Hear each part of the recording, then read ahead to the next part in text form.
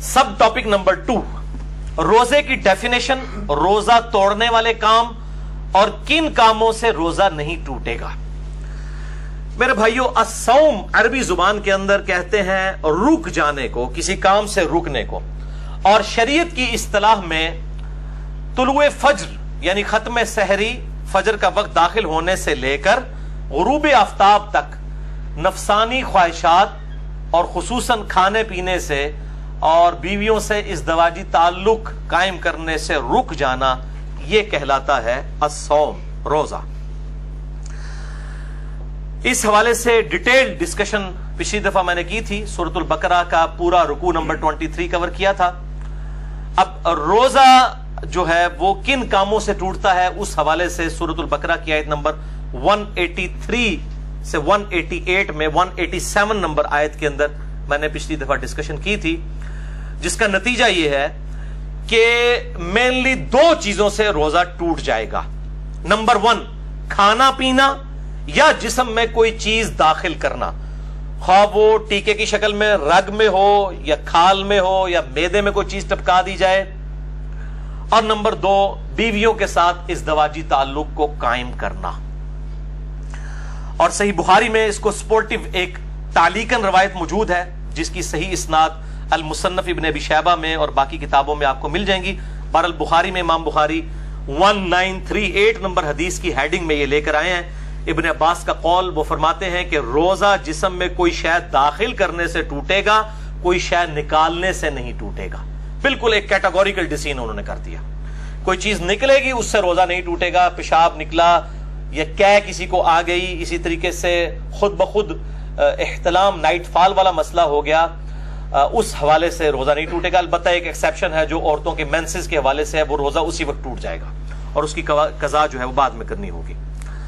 तो इस हदीस के तहत कि जिस्म में चीज दाखिल करने से रोजा टूट जाएगा, टीका हो, ड्रिप हो या ब्लड डोनेशन हो, खून किसी को देना हो, किसी ने यानी खून लगवाया अपने जिस्म के अंदर, या सिगरेट पीना हो, इन सब चीजों से रोजा टूट जाएगा।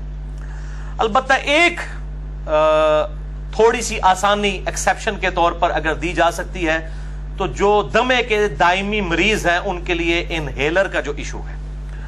बाकी जो वक्ती तौर पे मरीज हैं उनके लिए तो है कि वो रोजा छोड़ दें और उसको जो है वो ना रखें, उसकी जगह फिदिया दे दें। वो इंशाल्लाह अगली दफा आएगा। जो वर्स कंडीशन है या किसी को वक्ती तौर पर कोई रोजा जो है वो छोड़ना पड़ गया या तोड़ना पड़ गया, तो बाद में उस एक रोजे की कज़ा कर ले। लेकिन जो ये दायमी मरीज हैं जिनको सांस का मसला है, दमे का प्रॉब्लम है और वो इनहेलर यूज करते हैं, उनके लिए एक एक्सेप्शन इज्तिहादन दी जा सकती है उस हदीस के तहत जो बुखारी और मुस्लिम दोनों में है। मिशकात में है 3724 कि आप सल्लल्लाहु अलैहि वसल्लम जब भी किसी सहाबी को कोई पोस्ट देकर, गवर्नर बनाकर, खुसूसन इसमें आता है माज़ इब्न जबल और अबू मूसा अशरी को भेजा और इसके अलावा बाकी सहाब को भेजते, तो उनसे 3 बातें इरशाद फरमाते हैं। नंबर 1, लोगों के लिए आसानी पैदा करना, तंगी ना करना। नंबर 2, खुशखबरी सुनाना, नफरत ना दिलाना। नंबर 3, इत्तफाक रखना, इख्तलाफ ना करना। लेकिन ये इत्तफाक जो है वो झूठ की बुनियाद पर नहीं होना चाहिए, इल्मी दलाइल की बुनियाद के ऊपर। ये ना हो कि वो इत्तफाक के चक्कर में आप तौहीद के ऊपर भी, खत्म नबूवत के ऊपर भी कंप्रोमाइज कर लें। ये वो इत्तफाक नहीं है, वो फसाद है। तो इस हदीस के तहत इनहेलर वाला जो इशू है, इसके ऊपर उलमा की 2 राय हैं और मैं भी ये समझता हूं कि जो उलमा कहते हैं कि रोजा नहीं टूटता, वो राय ज्यादा मजबूत है, क्योंकि एक परमानेंटली एक बंदे के साथ इशू लगा है। और अगर वो कहते हैं रोजा टूट जाता है, फिर जिन लोगों का ये मौकिफ है कि इनहेलर से रोजा टूटता है, उनको फिर बिल्कुल मैदान अमल में उतर के ये कहना चाहिए कि जो दमे के मरीज और इनहेलर यूज करने वाले मरीज हैं उन पे रोजा फर्ज ही नहीं है, वो सिर्फ फिदिया दिया करें, तो फिर उनका इज्तिहाद मुकम्मल होगा। मैं उनके साथ हूं, जुरत करें ये कहें फिर कि उन पे रोजा नहीं, जुरत करके कहें ना। जब वो इनहेलर वाला इशू है तो कभी भी रोजा नहीं रख सकता, क्योंकि उसके साथ प्रॉब्लम रहता है कंटिन्यूसली। तो यही कहें कि फिर वो रोजा ना रखे, फिदिया दे, तो बिल्कुल ये इज्तिहाद भी एंडोर्स होगा, इसके ऊपर कोई फतवा नहीं होगा अगर कोई इज्तिहाद के साथ ये मामला करता है। इसी कॉन्टेक्स्ट में जो खून देना है, डोनेट करना है, ब्लड कोई दे किसी को, अपना खून निकाले, तो जाहिर है वो निकल रहा है और वो इब्न अब्बास का कौल है कि निकलने से कोई चीज रोजा नहीं टूटेगा। تو اس حوالے سے بخاری و مسلم کی ایک حدیث ہے مشکات میں 2002 کہ ابن عباس کہتے ہیں کہ نبی صلی اللہ علیہ وآلہ وسلم احرام کی حالت میں بھی اور روزے کی حالت میں بھی الحجامہ یعنی پچھنے لگوایا کرتے تھے، جسے ہم کپنگ کہتے ہیں. یہ طریقہ علاج ہے جس میں خون نکالا جاتا ہے. تو روزے کی حالت میں آپ صلی اللہ علیہ وآلہ وسلم خون نکلوا لیا کرتے تھے. تو بلڈ ڈونیشن بھی اسی کے اندر آئے گی. اگر خون نکال لیا جائے جسم سے تو روزہ نہیں ٹوٹے گا. البتہ اس میں ایک ایکسیپشن ہے، وہ صحیح بخاری میں حدیث ہے مشکات میں 2016 کے انس ابن مالک سے پوچھا گیا کہ آپ لوگ روزہ دار کے جو پچھنے لگوانے ہیں الحجامہ، اس کو نبی صلی اللہ علیہ وآلہ وسلم کے دور میں مکروہ کیوں جانتے تھے؟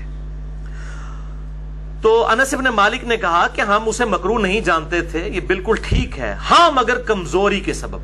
اگر کسی کو یہ خطرہ ہو کہ وہ جب بلڈ ڈونیٹ کرے گا تو اتنی کمزوری ہو جائے گی کہ بلڈ پریشر اس کا ڈراپ ہو جائے گا اور روزہ نبھا نہیں سکے گا، تو ایک حدیث میں آتا ہے کہ آپ صلی اللہ علیہ وآلہ وسلم نے بھی پچھنے لگوانے کے بعد روزہ افطار کر لیا. اگر کمزوری والا معاملہ ہو تو پھر آپ روزہ توڑ سکتے ہیں اور اس کی ایک قضا کریں گے، اس میں کوئی گناہ بھی نہیں ہوگا. ظاہر مجبوراً کسی کو بلڈ ڈونیٹ کیا جاتا ہے.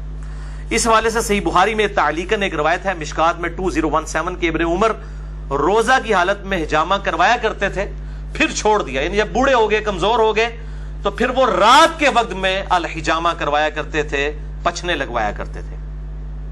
اب اسی پہ جو کہہ والا ایشو ہے وامٹنگ کا، الٹی کر دینا جسے ہم کہتے ہیں اپنی مادری لینگویج میں، وہ بھی ہوگا کہ اگر کسی پہ کمزوری طاری ہو جائے الٹی کرنے کے بعد تو ٹھیک ہے، وہ روزہ اپنا اسی وقت کھول لے، بعد میں ایک قضا کر لے.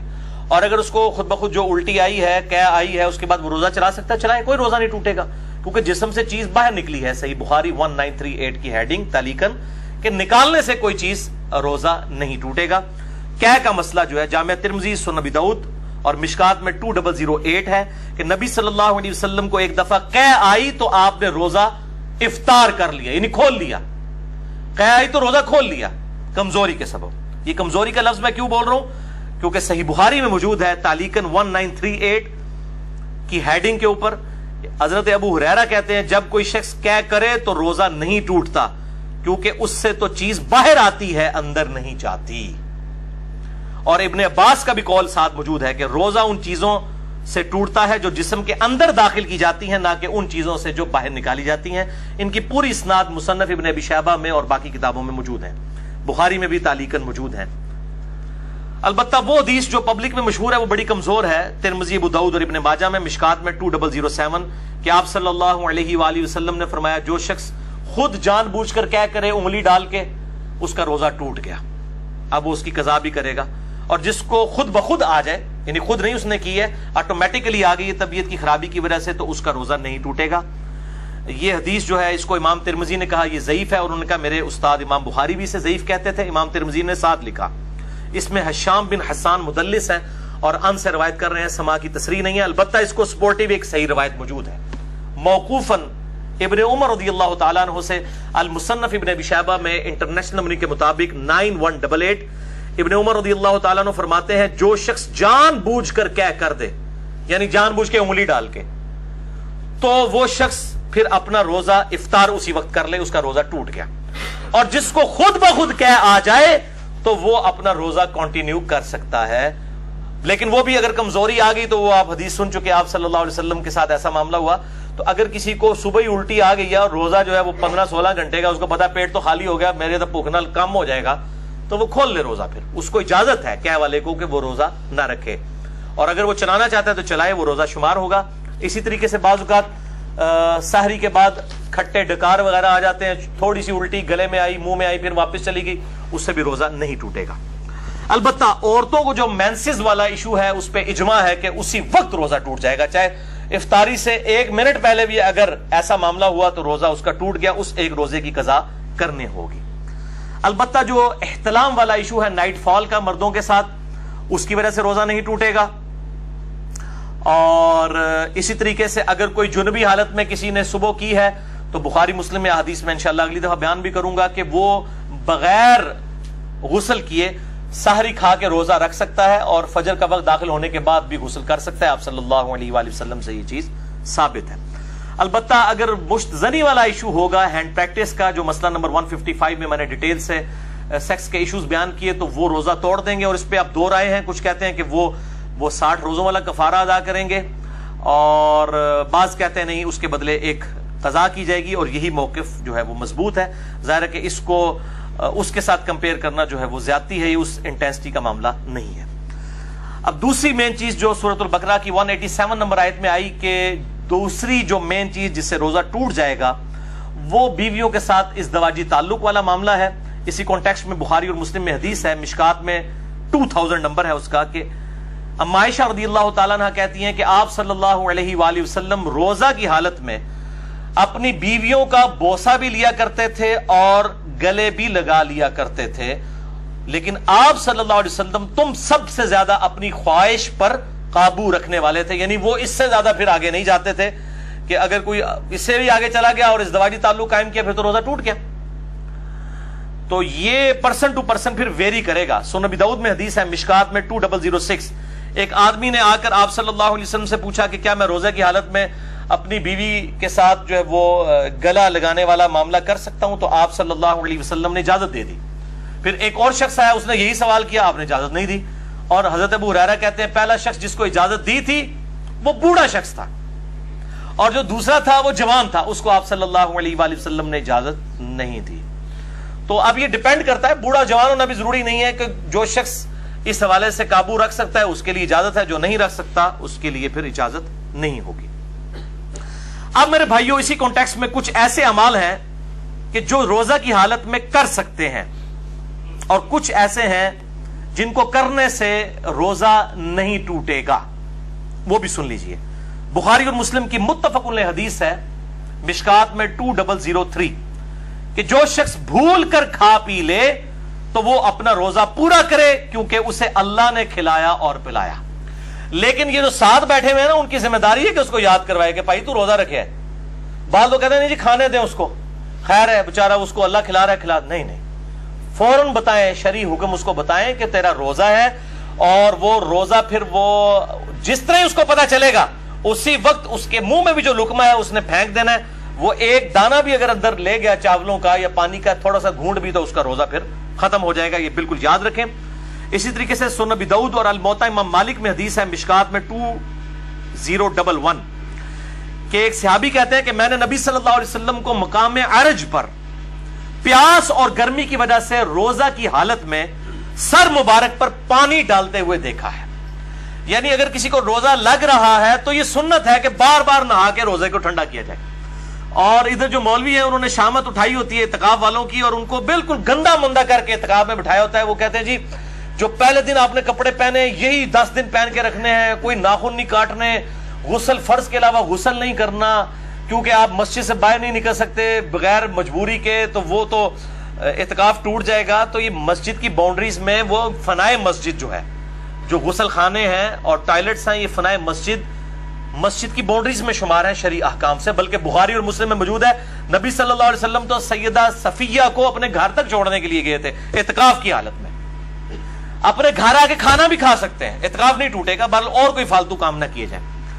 تو اسی طریقے سے اگر کوئی غسل کرتا ہے گرمی کی وجہ سے تو سنت ہے، کوئی ایسا مسئلہ نہیں، کر سکتے ہیں. بلکہ اب تو الیاس قادری صاحب نے بھی اپنا فتویٰ واپس لے لیا ہے کہ وہ کہتے ہیں جی فتاوی رضویہ شریف کی ایک جلد اب چھپ گئی ہے، اس میں اعلیٰ حضرت کا بھی فتویٰ ہے کہ معتکف جو ہے وہ ضرورت کے بغیر بھی غسل بھی کر سکتا ہے، وضو بھی کر سکتا ہے. تو اب دعوت اسلامی والوں نے بھی اجازت دے دی ہے. پہلے انہوں نے وہ اسی طریقے سے گندا کر کے لوگوں کو بٹھایا ہوتا تھا اور یہ اسی طریقے سے معاملے چل رہے ہوتے تھے. حالانکہ مطلب احادیث پہلے سے موجود ہے، لیکن جب بزرگوں کی کتابیں ڈسکور ہوتی ہیں، دریافت ہوتی ہیں، پھر ان کو کہتے ہیں ہاں جی واقعی جی دیسی بھی لکھے ایسی جی، ٹھیک ہے نا. تو وہ پرائرٹی تو بزرگ ہوتے ہیں. اسی طریقے سے صحیح بخاری میں تعلیقاً 1930 نمبر حدیث کی ہیڈنگ میں ہے کہ ابن عمر روزہ کی حالت میں گیلے کپڑے جسم پر ڈالا کرتے تھے. یہاں پہ بھی ہمارے پنجاب کے اندر رواج ہے، جب زیادہ گرمی ہوتی ہے لوگ رومال جو ہے وہ گیلا کر کے کپڑوں کو بھی گیلا کرتے ہیں. لیکن اس میں آپ اپنے کپڑے گیلے کریں. یہ لوگوں کے اوپر جو پانی پھینکتے ہیں اور کہتے ہیں جی کسی بڈھے ہوتے پانی سے اٹھوتے بارش ہوتی ہے، یہ بالکل غلط بات ہے. اس طریقے سے کسی کے ساتھ یہ کام نہ کریں. اپنے ساتھ ضرور آپ کرنا چاہتے ہیں کریں، اور ایسا معاملہ بھی نہ ہو کہ آپ نے اتنے باریک کپڑے پہنے ہیں کہ آپ ان کو بالکل گیلا کر لیں اور آپ کپڑوں میں ہی ننگے نظر آ رہے ہوں. یہ اس چیز کا بھی اہتمام کرنا چاہیے. جامعہ ترمذی، سنن ابی داؤد، سنن نسائی اور ابن ماجہ میں حدیث ہے مشکات میں 405 کہ آپ صلی اللہ علیہ وآلہ وسلم نے فرمایا روزہ کی حالت کے علاوہ ناک میں خوب پانی چڑھاؤ، غسل میں بھی اور وضو میں بھی، لیکن روزے کے علاوہ، کیونکہ روزے کی حالت میں اگر ناک میں آپ نے اوپر تک پانی پہنچایا تو اگر کسی کا غسل فرض ہے تو وہ بس نارملی ناک کو جتنا آسانی سے جاتا ہے اوپر تک، بہت اوپر نہ چڑھائے، کیونکہ اگر دماغ تک پانی پہنچ گیا اور حلق میں ایسا پہنچا کہ اندر چلا گیا، دونوں صورتوں میں روزہ ٹوٹ جائے گا۔ وضو، غسل، تیمم اور استنجا کے اوپر مسئلہ نمبر 42 میرا ahlsunnatpak.com ہماری ویب سائٹ پہ دیکھ سکتے ہیں۔ اب میرے بھائیوں کچھ اہم فقہی مسائل جلدی کور کر دوں۔ صحیح بخاری میں 1930 سے لے کر 1938 تک یہ جو کل 9 احادیث کی ہیڈنگز کے اندر امام بخاری تعلیقاً لے کر آئے ہیں، اور مکمل اسناد اس کی المصنف ابن ابی شیبہ میں موجود ہے بڑی ڈیٹیل کے ساتھ، اور اکثر چیزوں کے اوپر تو ان پہ اجماع ہے۔ نمبر 1 صحیح بخاری میں تعلیقاً ہے، عامر بن ربیعہ کہتے ہیں کہ نبی صلی اللہ علیہ وآلہ وسلم کو میں نے روزے کی حالت میں اتنی دفعہ مسواک کرتے دیکھا ہے کہ میں شمار بھی نہیں کر سکتا۔ تو روزہ دار مسواک بھی کر سکتا ہے، ٹوتھ برش بھی کر سکتا ہے، لیکن ٹوتھ پیسٹ سے اجتناب کرے، اس میں ٹیسٹ والا معاملہ ہے، اور اس کے ٹیسٹ کو مسواک کے اوپر قیاس نہ کرے۔ البتہ اگر کوئی ٹیسٹ والا معاملہ کر بھی لیتا ہے تو روزہ نہیں ٹوٹے گا، کیونکہ جب تک حلق سے نیچے نہیں جاتا روزہ ٹوٹے گا نہیں، بچنے میں عافیت ہے۔ صحیح بخاری میں تعلیقاً ابن مسعود کا قول ہے کہ روزہ دار کنگھی اور تیل بھی لگا سکتا ہے بالوں میں۔ صحیح بخاری میں تعلیقاً انس بن مالک کا قول ہے کہ روزہ دار سرما بھی لگا سکتا ہے آنکھوں کے اندر، لیکن آنکھوں میں دوائی نہ ٹپکائیں، کیونکہ دوائی وہ سیدھی گلے کے حلق تک پہنچتی ہے، صرف سرمے کا مسئلہ ہے یا پانی کا، وہ جائز ہے۔ صحیح بخاری میں تعلیقاً ابن عباس کا قول ہے کہ روزہ دار ہنڈیا کا ذائقہ بھی چکھ سکتا ہے۔ چکھنے اور کھانے میں فرق ہے، چکھنا جو ہے وہ زبان کی نوک کے اوپر ہوتا ہے، یعنی نمک مرچ کو چکھ کے پھر تھوک دے۔ صحیح بخاری میں تعلیقاً حسن بصری تابعی کا قول ہے کہ اگر حلق میں خود بخود مکھی چلی جائے کسی کے تو روزہ نہیں ٹوٹے گا۔ صحیح بخاری میں تعلیقاً عطا بن ابی رباح کا قول ہے کہ اگر کلی کر کے پانی ایک دفعہ گرا دیا جائے، اس کے بعد جو تھوک میں نمی ہے حلق سے نیچے چلی جائے تو وہ روزہ نہیں توڑے گی، اور یہ مشکات میں 2018 پہ موجود ہے۔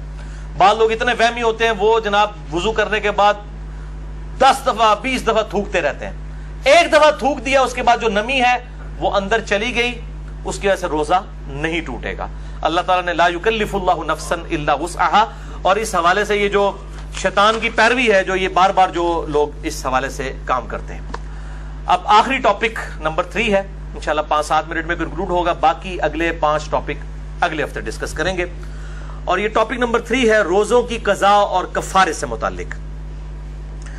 بھائیو 2 اصطلاحات ٹرمنالوجیز کو سمجھ لیجئے۔ نمبر 1 قضا، یعنی چھوڑے ہوئے روزے کے بدلے میں ایک روزہ رکھنا۔ نمبر 2 کفارہ، شرعی پلینٹی، یعنی سزا کے طور پر اگر کسی نے جان بوجھ کے روزہ توڑا ہے اس کے لیے سزا کیا ہے۔ ایک روزہ تو رکھے گا باقی جو اس کے لیے سزا ہے۔